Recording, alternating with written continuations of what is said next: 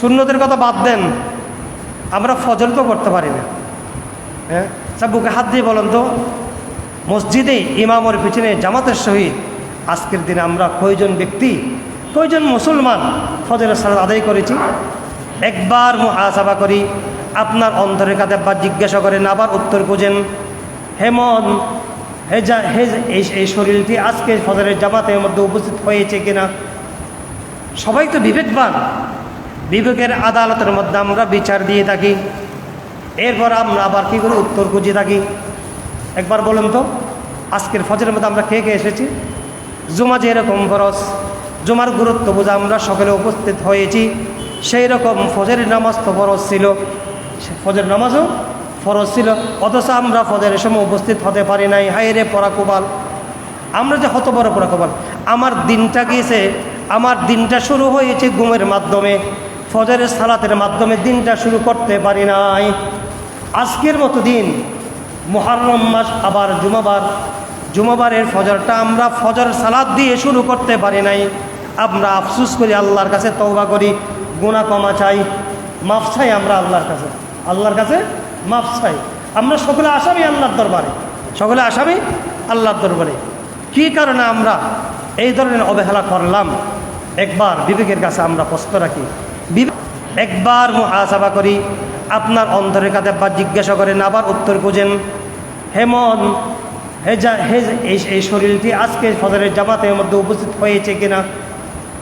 সবাই তো বিবেকবান, বিবেকের আদালতের মধ্যে আমরা বিচার দিয়ে থাকি। এরপর আমরা আবার কী করে উত্তর খুঁজে থাকি? একবার বলুন তো, আজকের ফজরের মধ্যে আমরা কে কে এসেছি? জুমা যেরকম ফরজ, জুমার গুরুত্ব বোঝা আমরা সকলে উপস্থিত হয়েছি, সেই রকম ফজরের নামাজ তো ফরজ ছিল, ফজর নামাজও ফরজ ছিল, অথচ আমরা ফজরের সময় উপস্থিত হতে পারি নাই। হায় রে পরাকুবাল, আমরা যে হত বড় পরাকুবাল। আমার দিনটা গিয়েছে, আমার দিনটা শুরু হয়েছে ঘুমের মাধ্যমে, ফজরের সালাতের মাধ্যমে দিনটা শুরু করতে পারি নাই। আজকের মতো দিন মুহররম মাস, আবার জুমাবার, জুমাবারের ফজরটা আমরা ফজর সালাত দিয়ে শুরু করতে পারি নাই। আমরা আফসুস করি, আল্লাহর কাছে তওবা করি, গুনাহ ক্ষমা চাই, মাফ চাই আমরা আল্লাহর কাছে, আল্লাহর কাছে মাফ চাই। আমরা সকলে আসামি আল্লাহর দরবারে, সকলে আসামি আল্লাহর দরবারে। কী কারণে আমরা এই ধরনের অবহেলা করলাম? একবার বিবেকের কাছে আমরা প্রশ্ন রাখি। বিবেক আমাকে কি উত্তর দেয়? বিবেক যদি গুমরা হয়ে থাকে, তাহলে কি হয়েছে? আমি ফজরের নামাজ পড়ি নাই, আমার কি হয়েছে উত্তরটা দিবে। কিয়ামতের ময়দানে কি হয়েছে তার উত্তর ভালোভাবে বুঝিয়ে পাবে, ভালোভাবে বুঝিয়ে পাবে। যদি আপনার বিবেক যদি আপনাকে উত্তর দেয়, শয়তান আমাকে ধোঁকাই রেখেছে, শয়তান আমাকে ধোঁকাই রেখেছে, শয়তান আমাকে পথভ্রষ্ট করেছে, পথ হারা করেছে, কল্যাণ থেকে আমাকে দূরে সরে রেখেছে, তাহলে আল্লাহর দরবারে আমরা ক্রন্দন করে করে, কান্না করে করে গুনাহ ক্ষমা চাইব। আস্তাগফিরুল্লাহাল্লাযী লা ইলাহা ইল্লা হুয়াল হাইয়ুল কাইয়্যুম ওয়া আতুবু ইলাইহি। মানুষের শ্রেষ্ঠ আদালত মানুষের বিবেক, জন্য বিবেকের কাছে আমরা প্রশ্ন রাখি, কী জন্য আমরা এমনটি করি নাই। প্রিয় হাজরিন, রাসূল পাক সাল্লাল্লাহু আলাইহি ওয়াসাল্লাম এই আশুরার দিবসের রোজাকে অত্যন্ত গুরুত্ব সহকারে পালন করেছেন।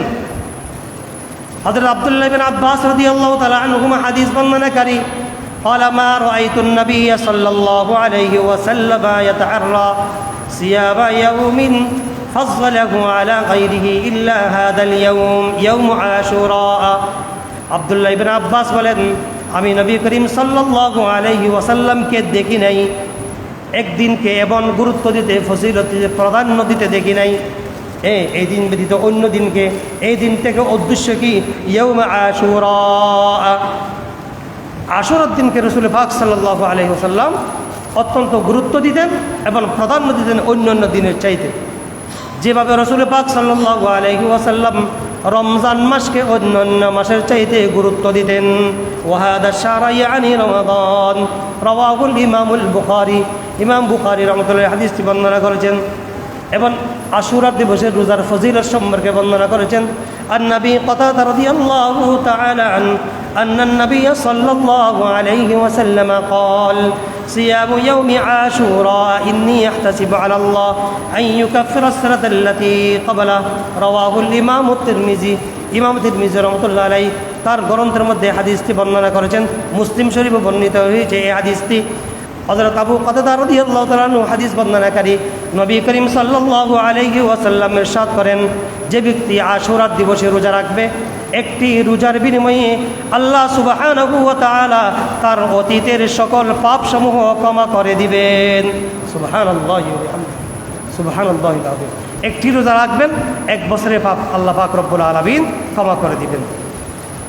হযরত আলী রাদিয়াল্লাহু তাআলা আনহু হাদিস বর্ণনাকারী এক ব্যক্তি হযরত আলী থেকে জিজ্ঞাসা করলেন, সাআলাহু রাজুলুন ফাকাল আইয়ু শাহরিন তা'মুরুনি আন নাসুমা বা'দা শাহরি রমাদান।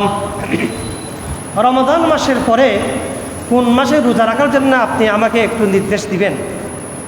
ক্বালা লাহু, হযরত আলী রাদিয়াল্লাহু তাআলা সেই ব্যক্তিকে বললেন, মা সামি'তু আহাদান ইয়াসআলু আন হাদা ইল্লা রাজুলান সামি'তুহু ইয়াসআলু রাসূলুল্লাহি সাল্লাল্লাহু আলাইহি ওয়াসাল্লাম।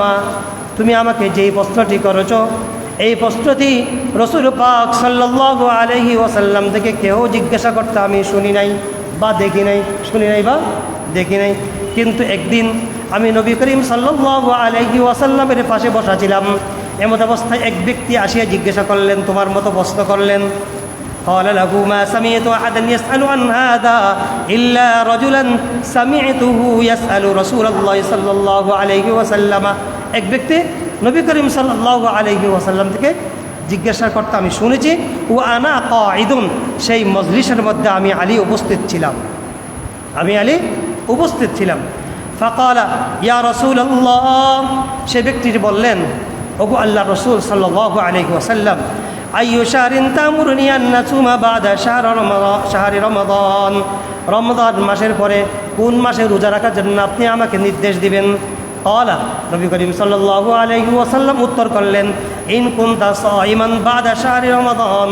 রমজান মাসের পরে যদি তুমি রোজা রাখতে চাও, রমজান মাসের পরে যদি তুমি রোজা রাখতে চাও, ফাসমিল মুহাররমা, মুহাররম মাসে তুমি রোজা পালন করো, মুহররম মাসে রোজা পালন করো।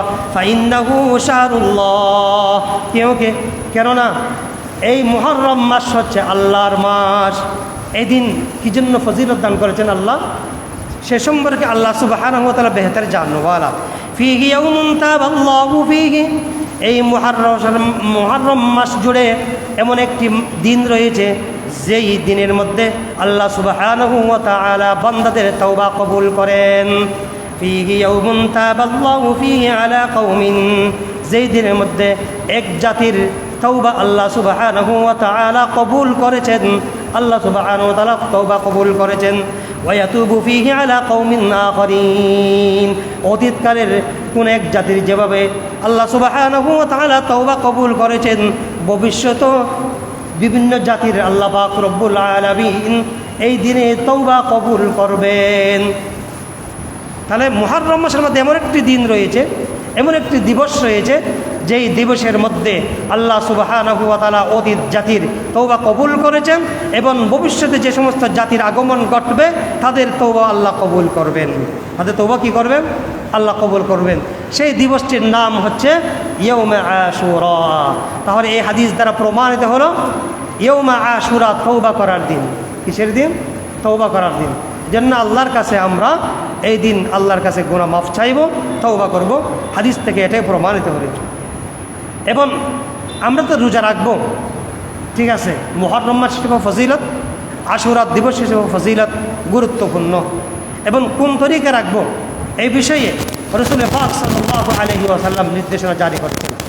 আন ইবনে আব্বাস রাদিয়াল্লাহু তাআলা আনহু ইয়াকুল حين صام رسول الله صلى الله عليه وسلم يوم عاشوراء, নবী করিম সাল্লাল্লাহু আলাইহি ওয়াসাল্লাম আশুরা দিবসে যখন রোজা রাখলেন, আমরা বিসিয়াবিহি, এবং নবী করিম সাল্লাল্লাহু আলাইহি ওয়াসাল্লাম আশুরা দিবসে রোজা রাখার জন্য নির্দেশ দিয়েছেন। ক্বালা ইয়া রাসূলুল্লাহ, এক ব্যক্তি বললেন, হে আল্লাহর রাসূল সাল্লাল্লাহু আলাইহি ওয়াসাল্লাম, ইন্নাহু ইয়াউমুন তুআজ্জামুহুল ইয়াহুদু ওয়ান নাসারা, আশুরা এমন একটি দিবস যেই দিবসকে ইহুদি এবং খ্রিস্টানগণ অত্যন্ত গুরুত্ব সহকারে পালন করে। তারাও রোজা রাখে, আমরাও রোজা রাখি, কিন্তু মুসলমানের ইবাদত কাফের মুশরিকদের ইবাদতের সাথে সাদৃশ্যতা অবলম্বন করতে পারবে না, ভিন্ন হতে হবে, ভিন্ন হতে হবে। এটা তাসাব্বুহ, মান তাসাব্বাহা বিকৌমিন ফাহুয়া মিনহুম। কোনো ব্যক্তি যদি কোনো জাতির সাথে সাদৃশ্যতা অবলম্বন করে, রাসূল পাক সাল্লাল্লাহু আলাইহি ওয়াসাল্লাম বলেন সেও সেই জাতির অন্তর্ভুক্ত হয়ে যাবে। ইহুদি এবং খ্রিস্টানরাও রোজা পালন করে, মুসলমানরা যদি রোজা পালন করে তাহলে তাদের রোজা এবং আমাদের রোজা তো মিলিত হয়ে যাচ্ছে। রাসূল পাক সাল্লাল্লাহু আলাইহি ওয়াসাল্লামকে যখন এই কথা জানানো হলো, নবী করিম সাল্লাল্লাহু আলাইহি ওয়াসাল্লাম কি বললেন শোনেন। আকালা রাসূলুল্লাহ সাল্লাল্লাহু আলাইহি ওয়াসাল্লাম, নবী করিম সাল্লাল্লাহু আলাইহি ওয়াসাল্লাম ইরশাদ করেন, ফাইদা কানাল আমুল মুকবিলু ইনশাআল্লাহু তাআলা সুমনাল ইয়াউমাত তাসিআ। যদি আগামী বছর আল্লাহ পাক রব্বুল আলামিন আমাদেরকে যদি হায়াত বৃদ্ধি দান করেন, আমাদেরকে যদি হায়াত দান করেন, কে বলেছেন? নবী করিম সাল্লাল্লাহু আলাইহি ওয়াসাল্লাম বলেন ইনশাআল্লাহু তাআলা সুমনাল ইয়াউমাত তাসিআ, 9 তারিখ এবং 10 তারিখ দুইটি রোজা পালন করব। কয়টি তারিখ? 9 তারিখ এবং 10 তারিখ মুহররম মাসের। নবী করিম সাল্লাল্লাহু আলাইহি ওয়াসাল্লাম হাদিসে পাকের মধ্যে দরি বলেছেন, একবারে নির্দিষ্ট করে বলে দিয়েছেন ইয়াউমাত তাসিআ, সুমনাল ইয়াউমাত তাসিআ, আমরা রোজা রাখবো, রোজা পালন করব। হ্যাঁ, মুহররম মাসের 9 তারিখ এবং 10 তারিখ। ক্বালা, হাদিস বর্ণনাকারী বললেন হযরত আব্দুল্লাহ ইবনে আব্বাস রাদিয়াল্লাহু তাআলা আনহু, ফালাম ইয়াতিল আমুল মুকবিলু হাত্তা তুওফিয়া রাসূলুল্লাহ সাল্লাল্লাহু আলাইহি ওয়াসাল্লাম। আগামী বছর মুহররম মাস আসতে নবী করিম সাল্লাল্লাহু আলাইহি ওয়াসাল্লাম এই দুনিয়া থেকে বিদায় নিয়ে গেছেন, দুনিয়া থেকে ইন্তেকাল করে গেছেন। আর আগামী বছর পাই নাই কে? নবী করিম সাল্লাল্লাহু আলাইহি ওয়াসাল্লাম। তিনি দুনিয়া থেকে চলে গেছেন ঠিকই, কিন্তু তার মনের আশাগুলো তো আমাদের কাছে প্রকাশ করে দিয়েছেন। এজন্য উলামায়ে ইকরাম বলেন, আমরা যদি আশুরা দিবসে রোজা রাখি, আমরা 2টি রোজা রাখবো। 2টি রোজা রাখা মুস্তাহাব, 2টি রোজা রাখা সুন্নাত। কয়টি রোজা রাখা? 2টি রোজা, 9 তারিখ 10 তারিখ, অথবা 10 তারিখ 11 তারিখ। 10 তারিখ 11 তারিখ। আপনি 9 তারিখ এবং 10 তারিখ যদি রোজা রাখেন তাহলে হাদিসের সাথে সামঞ্জস্য হবে, হাদিসের সাথে মিল খাবে। এটাই কি অধিকতর মিল হবে আপনি যদি 9 তারিখ এবং 10 তারিখ রোজা রাখেন। আল্লাহ সুবহানাহু ওয়া তাআলা আমাদেরকে আমল করার জন্য তৌফিক